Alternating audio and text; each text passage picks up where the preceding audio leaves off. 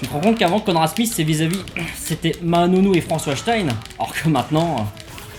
Voilà, c'est Mahanonou et François Stein. Tu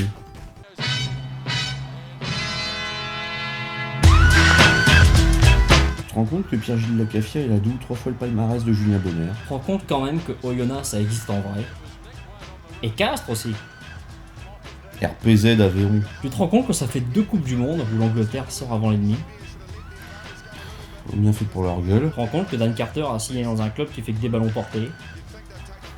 Tu te rends compte que Fred Michalak, il a battu plus souvent les All Blacks que les Pumas. Et tu te rends compte que même sans Carter, sans Cruden, sans Slade, les All Blacks, ils ont encore Sopoaga, quoi.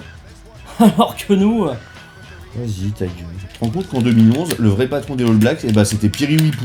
Mais est-ce que tu te rends compte qu'en fait, Lièvremont, il était bon?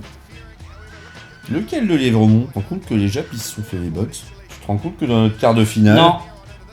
Oh, pas de ce nom. Tu te rends compte que Wilkinson, il parle mieux français que Michalak? Tu te rends compte que Benjamin Fall, il a jamais fait une saison en entier. Tu te rends compte que par essai, il aurait pu jouer pour l'Argentine?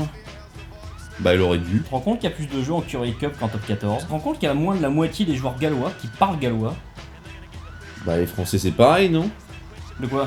Ils parlent pas gallois? Tu te rends compte que Jean-Pierre Pérez, il est champion de France. Et David Marty? Tu te rends compte que Jamie Cudmore, c'est le frère de Colossus?